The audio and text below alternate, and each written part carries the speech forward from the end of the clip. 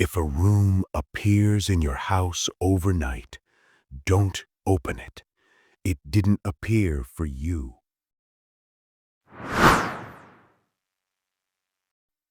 The story begins with Ethan waking up at 3:11 a.m., thirsty and annoyed at himself for forgetting to fill his bedside bottle. He drags himself out of bed, rubbing sleep from his eyes, thinking only about grabbing a glass of water and going back to his warm blankets. But the hallway feels colder than usual, like the air hasn't moved in hours. The house is silent, too silent, the kind of silence where you feel like something is listening to you breathe. Ethan steps into the hallway and stops. There's a door. A door that wasn't there yesterday. It sits between his room and the bathroom, painted the same color as the walls, like it had always belonged there. Except he knows it didn't.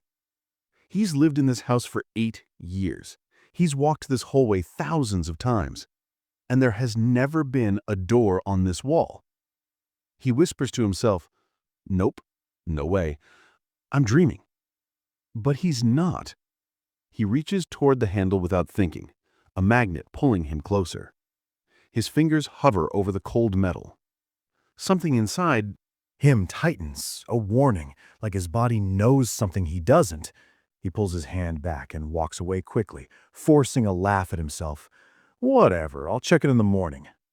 But when morning comes, the door is still there, and now he's sure something is wrong.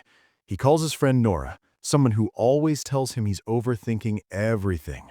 She comes over, takes one look at the hallway, and her smile fades. "Ethan, what the hell is that?" He shrugs.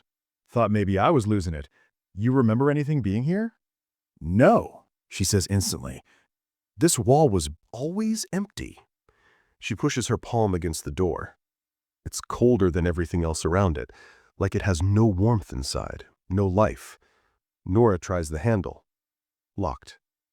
"Okay," she says, stepping back. "We're not opening that. Whatever's in there doesn't need an audience." Ethan agrees. They go to the living room, trying to ignore the heavy feeling in their stomachs, but every sound makes them flinch. Every creak in the house feels like it's coming from behind that new door. Every 20 minutes or so, Ethan glances toward the hallway.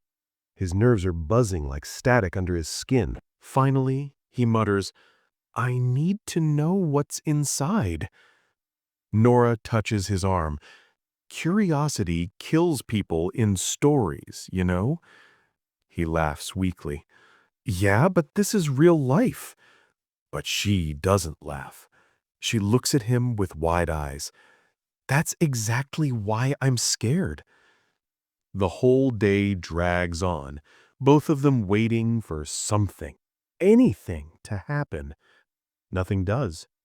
No sound, no movement, just that door, sitting in the hallway like an unwanted guest who refuses to leave. When evening falls, Nora heads home. Ethan sits alone at the edge of his bed, staring at the hallway again. Urge to open the door is stronger now. It feels personal, like the door is waiting for him. He tries to sleep, but his dreams twist into something dark and suffocating. He hears knocking echoing inside the walls, soft at first, then faster, closer, like fingers scraping the inside of that door. He wakes up drenched in sweat. Something inside him whispers that it wants him to come closer. He steps into the hallway again. This time, the air feels even colder. The house seems to breathe around him. He touches the handle. It's warm now, too warm. The lock clicks open on its own. Ethan freezes. His brain screams to run, but his feet don't listen. The door slowly creaks open just enough to show the darkness inside. Not normal darkness, this one feels thick, heavy, like it's watching him back. He whispers into the crack, "Hello?" A voice answers. His own voice. "Come in." The door swings wider. Ethan stumbles backward in shock. He watches, heart pounding, as his own silhouette steps out of the darkness. Not a shadow, not a reflection. Him, but wrong. This version of him smiles too wide, like his face wasn't built for the expression. Its eyes are colder, emptier, like they came from a place where light doesn't reach. Ethan tries to speak, but the words stick in his throat. The other him tilts its head, studying him like a butcher deciding where to make the first cut. "You left the door for me," it says, using Ethan's voice with something else hiding underneath. "That was kind." Ethan backs up, bumping into the wall. "What do you want?" The copy steps closer, each movement too smooth, like bones bending wrong under the skin. "To trade," it says. "To live where you live. To breathe what you breathe." Ethan's entire body shakes. "No, no, stay away." The copy smiles again and steps back into the dark room. "You don't choose," it says.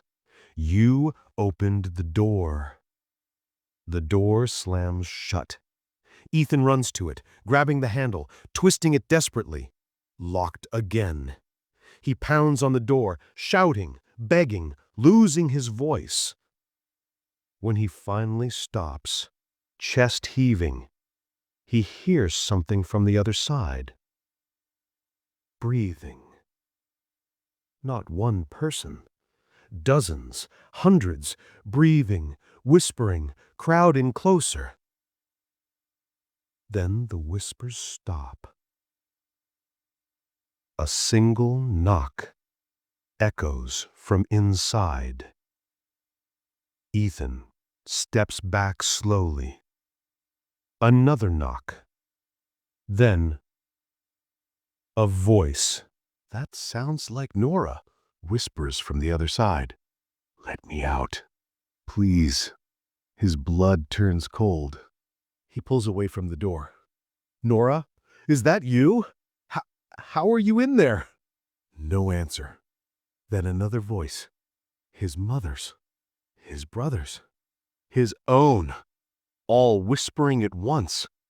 "Let us out." Ethan stumbles backward, shaking as tears fill his eyes. "No, this isn't real. This can't be real." The whispering inside grows louder, like hundreds of hands dragging across the door, begging, pleading, promising. Then, silence.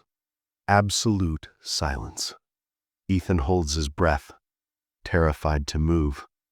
The lock clicks loudly. The handle. "That sounds like Nora," whispers from the other side. "Let me out, please." His blood turns cold. He pulls away from the door. "Nora, is that you? How are you in there?" No answer. Then another voice.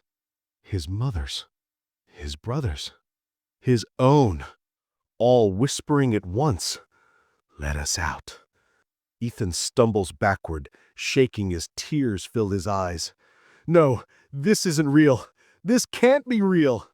The whispering inside grows louder, like hundreds of hands dragging across the door, begging, pleading, promising. Then, silence. Absolute silence. Ethan holds his breath, terrified to move. The lock clicks loudly. The handle twitches.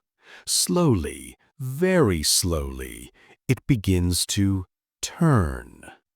Ethan runs to the front door, grabs his keys, and bolts into the night. He doesn't stop running until the house is a distant shadow behind him. He never goes back. The next morning, police check the house. They find no extra door, no strange room, just a blank wall. They tell Ethan he imagined everything, that he's exhausted, stressed, sleep-deprived. But that night, when he finally tries to sleep somewhere safe, he hears it. A soft, gentle knock right beside his bed. and a whisper. You left the door open last. Time, let us in! He freezes, eyes wide open, breathing fast, knowing one thing with absolute certainty. The room didn't stay behind. It followed him. Subscribe before your screen goes dark. This is the Digital Nightmare. Question for viewers. What would you do if a new door appeared in your house overnight and you knew it wasn't there the day before?